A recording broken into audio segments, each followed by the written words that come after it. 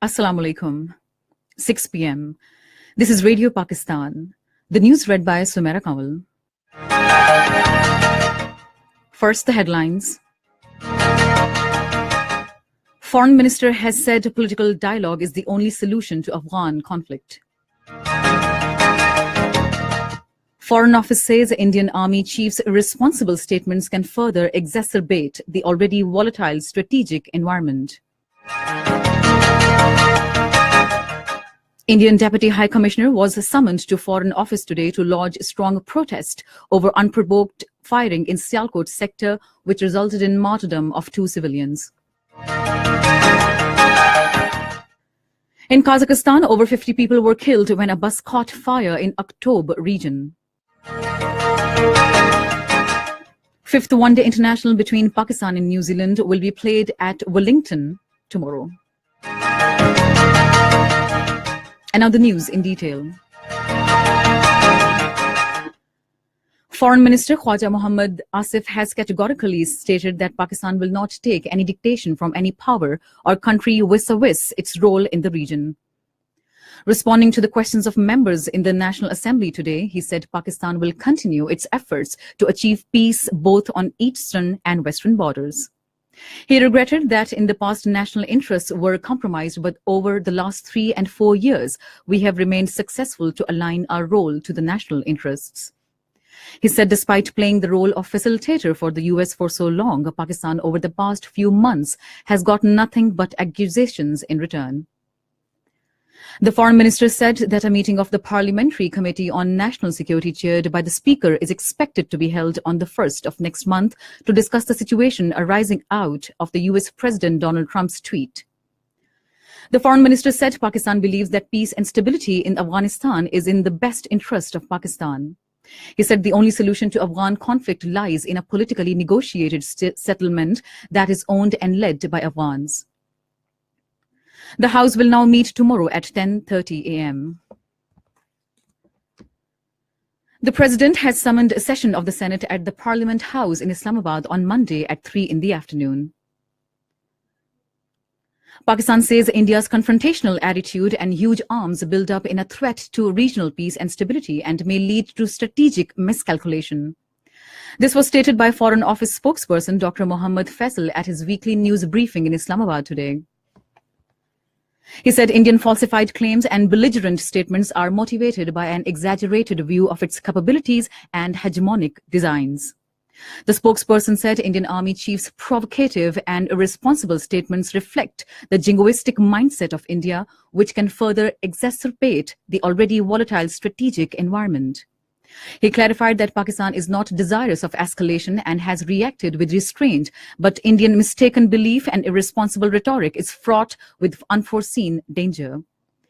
Dr. Faisal added that Pakistan is fully capable of giving a befitting response in case of any misadventure. He said the ongoing spree of ceasefire violations along the line of control and working boundary are aimed at diverting world attention from Indian forces' atrocities in occupied Kashmir. Foreign Office summoned the Indian Deputy High Commissioner J.P. Singh in Islamabad today to condemn last night unprovoked ceasefire violations by the Indian occupation forces along the working boundary in Sialkot sector. The firing resulted in martyrdom of 2 innocent civilian ladies and injuries to 5 others, including 3 females. The Foreign Office said that despite calls for restraint, India continues to indulge in ceasefire violations. India was told that deliberate targeting of civilian populated areas is deplorable and contrary to human dignity, international human rights and humanitarian laws. He urged that the Indian side should permit UN MOGIP to play its mandated role as per the UN Security Council resolutions. This is Radio Pakistan. Prime Minister Shahid Khaqan Abbasi has strongly condemned the attack on the polio team in Quetta today, which resulted in the loss of 2 precious lives. He sought a report from Chief Secretary and IG Balochistan. The Prime Minister directed Balochistan government to provide foolproof security to the polio teams. Prime Minister also strongly condemned the attack on Balochistan constabulary personnel in Quetta today that resulted into martyrdom of 2 officials. He lauded sacrifices of Balochistan Constabulary for law and order in the province and expressed sympathies with the bereaved families. Fortnightly passenger train between Pakistan and Iran would be restarted prior to Muharram in view of improved security situation. This was decided at a joint expert committee meeting of Pakistan Railways and Iranian Railways in Islamabad today. It was decided that the train will be destined from Mashhad or Qom. The meeting also discussed regular running of 15 freight trains between Quetta and Zahedan on demand of merchants. Azad Jammu and Kashmir Prime Minister Raja Farooq Haider Khan says politically and economically stable Pakistan could be a guarantee for the success of Kashmir liberation movement. Talking to senior journalists during his visit to National Press Club Islamabad today, he said Indian troops are playing with the lives of people. The Prime Minister said that it is a national responsibility of print and electronic media to highlight the atrocities of Indian troops in the occupied territory. In occupied Kashmir, the Joint Resistance Leadership has termed the action of Indian investigating agency against the pro-freedom leaders as a pressure tactic to suppress the Kashmiris' freedom voice. Addressing a press conference in Srinagar today, it said that the Kashmiri dispute should not be resolved through military might. Sayyid Ali Gilani, who has been under continued house arrest since 2010, addressed the press conference over phone.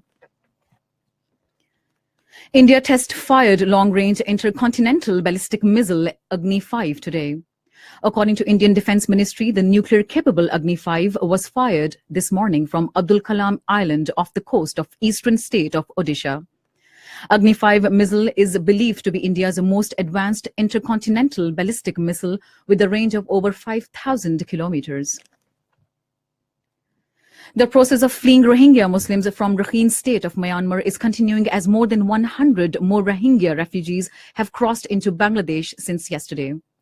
The fresh refugees says that army operations are continuing in troubled Rakhine state of Myanmar. The Turkish Prime Minister Binali Yildirim has said that the United States should end confusion over Syria's future and change its policy in Syria to mend relations with Turkey. Addressing Provincial Security Directorate meeting in Ankara today, he said that practices of our NATO ally in Syria are unfortunately wrong and against the spirit of alliance. The Turkish premier's remarks came after U.S. Secretary of State Rex Tillerson said that Washington owed Turkey an explanation over inaccurate reports that it was creating a border force in cooperation with Kurdish terrorists in northern Syria. In Kazakhstan, at least 52 people were killed when a bus caught fire in northwestern Aktob region. The Interior Ministry, in a statement, said that only 5 passengers managed to escape the burning vehicle. Local media said that a bus was carrying Uzbek citizens toward Russia along the Samara-Shimkit route, which is frequently used by Uzbek migrant laborers traveling to construction sites in Russia. The 5th and final one-day international between Pakistan and New Zealand will be played at Wellington tomorrow. New Zealand is leading the 5-match series 4-0. And finally, the weather. Mainly cold and dry weather is expected in most parts of the country during the next 12 hours. However, shallow fog is likely to develop over few plain areas of Punjab during morning hours. To end the news, here are some of the headlines. Foreign Minister has said political dialogue is the only solution to Afghan conflict. Foreign Office says Indian Army chief's irresponsible statements can further exacerbate the already volatile strategic environment. Indian Deputy High Commissioner was summoned to Foreign Office today to lodge strong protest over unprovoked firing in Sialkot sector, which resulted in martyrdom of 2 civilians. In Kazakhstan, over 50 people were killed when a bus caught fire in Aktob region.